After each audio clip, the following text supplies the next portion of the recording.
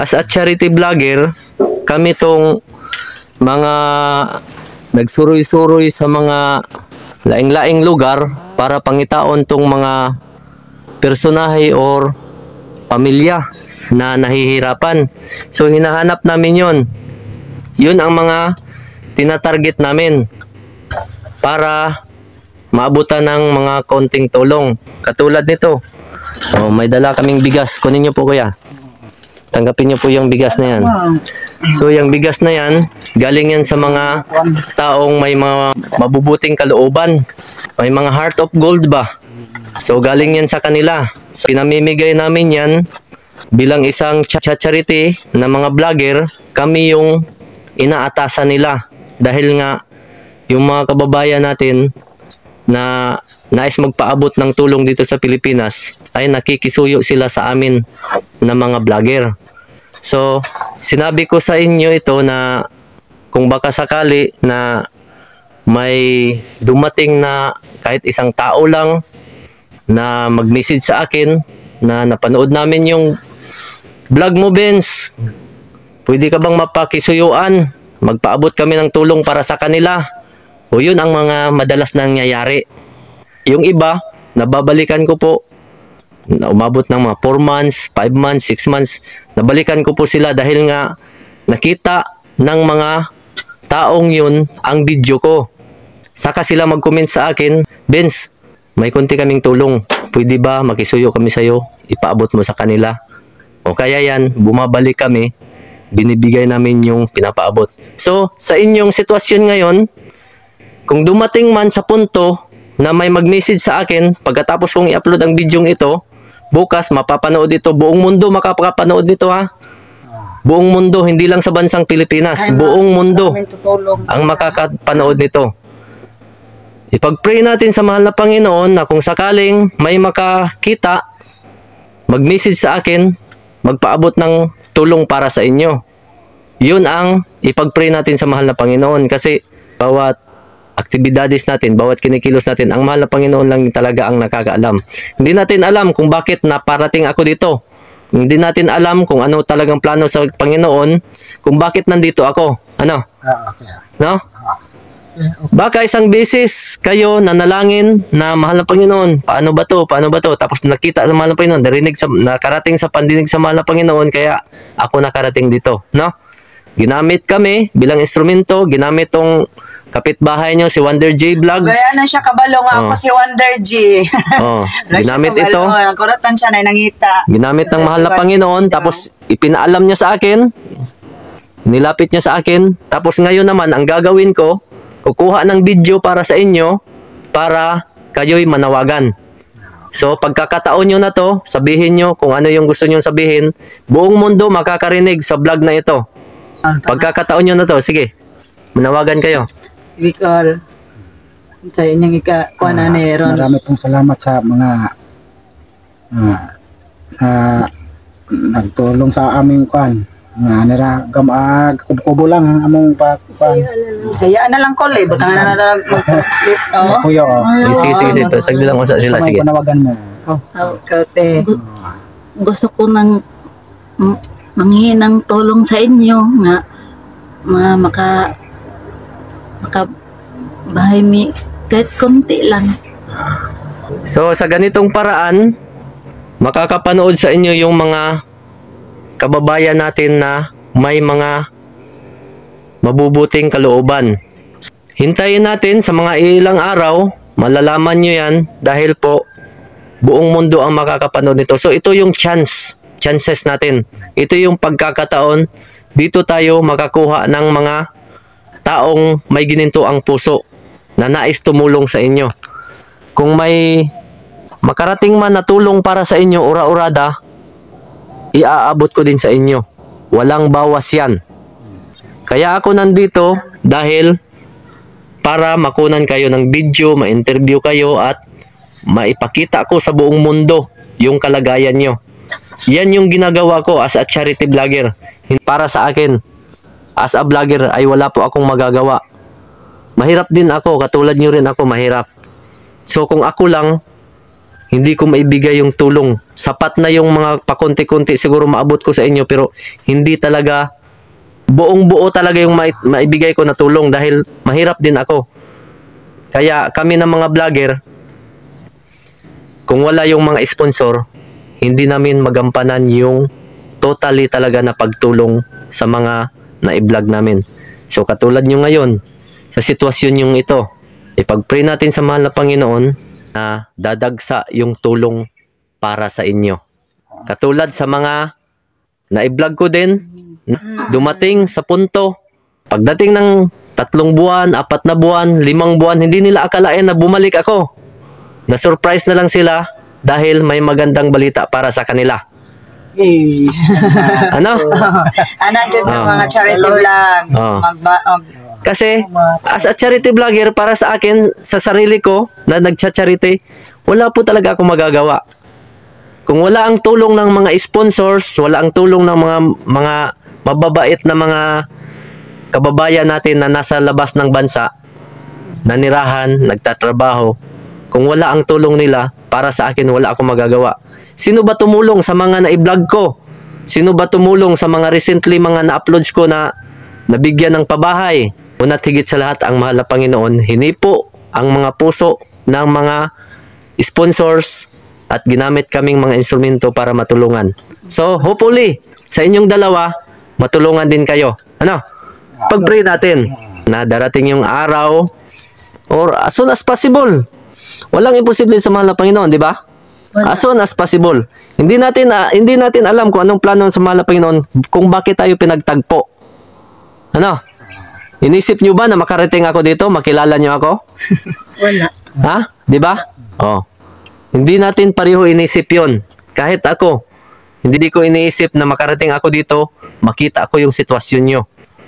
So, darating din yung pangalawang pagkakataon na makabalik ako dito bilang tugon sa ating mga dalangin. Siguro sir, ikaw ang tubag nag-pray man ko, mama. Na mo tabang sa amo. Wow. Sa man yung pag-pray dahil. Yan sa man yung pag-pray. Nag-pray ko akong ipangayo sa sa mahal nga Ginoo. Nga tanan na mo tabang sa amo. Gobyerno o kahit ano. O akong gipangayo nga nalang tanim mo tabang hatagan ko niya og tao nga mutabang sa among sa kaning kuana mo kanang among kahimtang. Sa pagkakataong ito, ako po'y nakikiusap sa inyo. Sa lahat ng mga tumulong sa mga na-vlog ko, na na-provide yung mga pangangailangan, na ibigay yung mga blessings na ipinapaabot sa akin. So, kayo mga idol, sa mga oras na to ay kailangan ko. Kayo mga sponsors.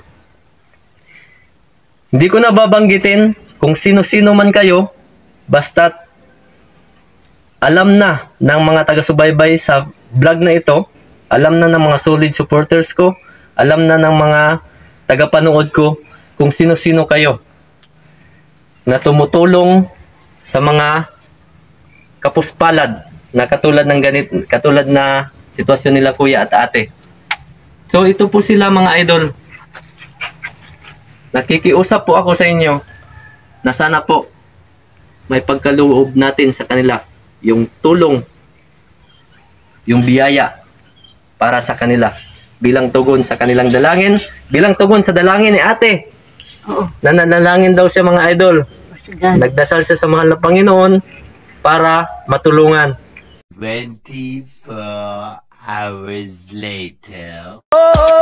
Magandang dilag, puso ko yung nabihag. Maing buntag sa inyo. Ibalik ko diri kay Aaron. Magpahibaw ko sa good news. Sa may good news. Good Be, news. sa may good news te. Good news, mayong balita. Mayong balita. Okay, mayong balita. Oh, Unsa tong imong pray sa Ginoo? Pray nga natani tubag akong natani tao muhatag og kuan. Mayong higayon, mayong tabang. Okay. O ne. Ang video nga gihimo nato gahapon, ako anang gipasalida anang gabi una na ay mga sponsor nga mga malumo og kasing-kasing nga niingon Dens balik didto pagkig-istoryahe otro tong magtiayon kay aron unsa man be tagani ko no tagani Ano man mo? ha Aron mahatag matabangan. aron matabangan. Okay. Ang akong pangutana sa inyo ha, willing ba mo nga makabalay otro? Oh, Ha? yes dayo. Oh no. Oh daw mga idol. Ha? Oo. Kinsabay di. Salamat sa Ginoo. Salamat sa Ginoo no. Okay, salamat sa Ginoo daw mga idol. Tungod kay ang pag-ampo ni ate gitubag sa Ginoo. Ha? Palakpakan! Okay. Dili na mo mag-antos aning inyuhang gipuy-an karon. So mga idol, punta tayo ngayon sa lugar kung saan natin ipatayo yung bahay para kay Kuya. Kasama natin si Wonder G. Sasamahan niya ako. Samahan kong manghinyo. Saka si Kuya, ito si Kuya. Oh. Ang pag-asa sa tanan.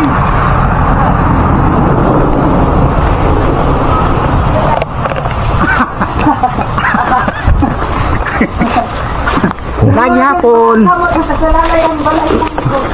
Naghapon na po. Kaya pinahanglan man.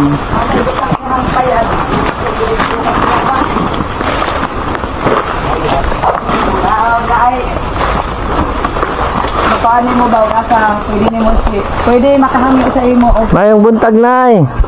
kay magliso din mi dito at iyang ko may grabe ka sugog dagang kay kahoy. Asa mo pud yung mapatag ispa laksan mo ipatag. May Mayo man diri dapita kay duol ra siya sa kalsada. nang ko dito si nga nato dito dito dapit tong nga oh may lagdaw maluoy. May lagmaluoy daw ning tiguang. Maluoy. Bali nay, igagaw din mo si Kuya. Dili at Lapok bitaw. lisod maglisod ko kadto sa iyaha maoy. Koy kuryente dangog niya si ate lisod. Ni ko tisingan nato dito dapit dito nay pwede. Ayan, Payag-payag ra. kabala naman tandi biya ta pwede dito kay purpose road na pod purpose road ni naitag iyas purpose road. Dapat ko nga patag-patag. Ito tanawa dito sa ito yung binuyo. Binuyo sa mangga. Diyo sa mga atas tisingan nato dito na isa. Oh sige, sige tanaw na to dito Kaya ta. di maglisod sa materialis ug maglisod may grabe ka sa upod tong iyang area. Di ko musabot tinog. Ganita agi sir. Sige. Sunod ra ko.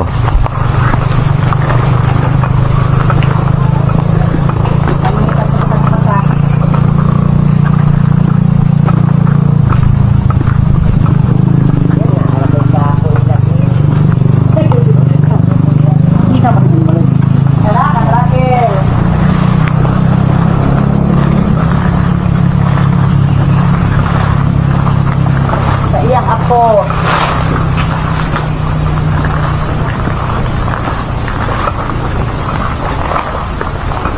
Dito ata sa tapan ni Marites, hindi masilbi. Hindi tag-iya. Magkali niya. Dito mo patapag sa kwarto. Area mo.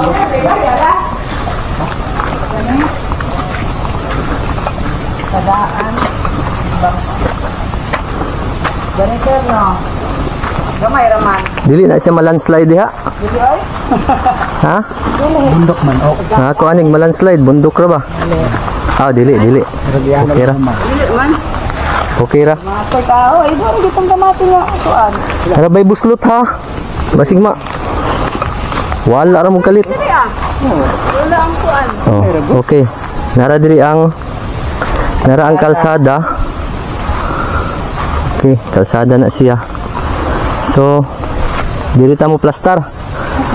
Meron na po tayong pagtirikan ng bahay ni Kuya at saka ni Ate. So, next week siguro, umpisahan na natin, may provide yung lahat ng pangangailangan. Tapos ngayon kuya, i-prepare muna yung mga kawayan na pwede natin magamit. Kasi yun yung gagamitin natin pang sahig. Ha? Ikaw na mag-provide ng mga kawayan para pagdating namin dito, dala-dala yung mga materialis, kung ano yung mapag-usapan namin mamayang gabi, mag-update ako kay Wonder G.